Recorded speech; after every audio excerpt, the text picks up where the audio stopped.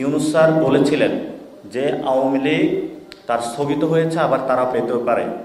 Yunus sir কেন বাংলাদেশে যেই কোনো প্রভাবশালী শাসক হোক না কেন, যদি এই ধরনের চিন্তা ভাবনা যদি তারা করে থাকে, তাহলে তাদের আবারই পতন আসন্ন।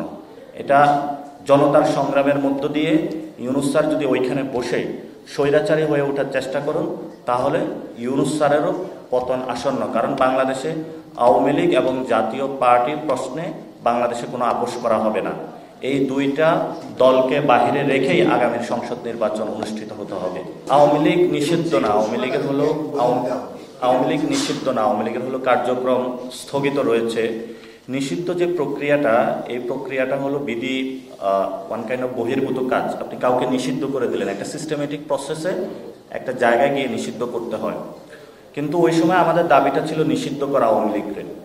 তো আমরা আশা করি যে এই ইলেকশনের মধ্য দিয়ে এবং জনগণের ম্যান্ডেটের মধ্য দিয়ে অলরেডি 5 তারিখে আওয়ামী লীগ নিষিদ্ধ হয়ে গিয়েছে, তারা সেই ভূমিকাটা নেবেন এবং জাতীয় পার্টি এবং আওয়ামী লীগ দুইটাকেই নিষিদ্ধ করবেন।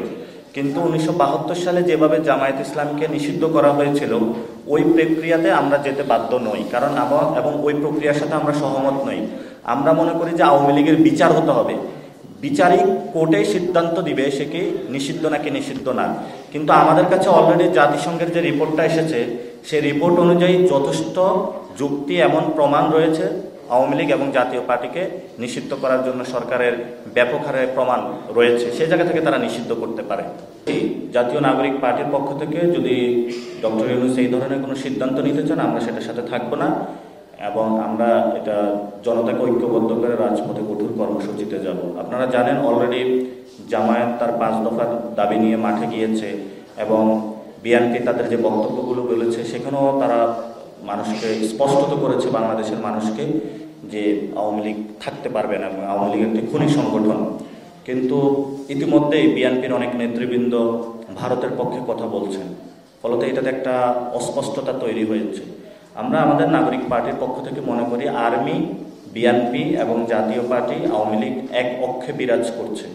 সেই জায়গা থেকে আমরা আমাদের কাজ করে যাচ্ছি। বিএনপি যেহেতু জনগণ রয়েছে, 15 বছর নির্যাতিত হয়েছে, জাতীয়তাবাদী একটি শক্তি, তাদেরকে বাংলাদেশের পক্ষ শক্তি হিসেবে নিয়ে আসার জন্য, এবং আমাদের দেশপ্রেমিক যারা বাহিনী রয়েছেন তাদেরকেও বাংলাদেশের পক্ষে, এই যারা সিনিয়র কর্মকর্তা রয়েছেন যারা বাহিনীকে অন্য খাতে নিয়ে যাওয়ার জন্য প্রচেষ্টা চালাচ্ছেন, সৈনিকদের পক্ষে বাংলাদেশের পক্ষে নিয়ে আসার জন্য আমরা প্রচেষ্টা চালাচ্ছি।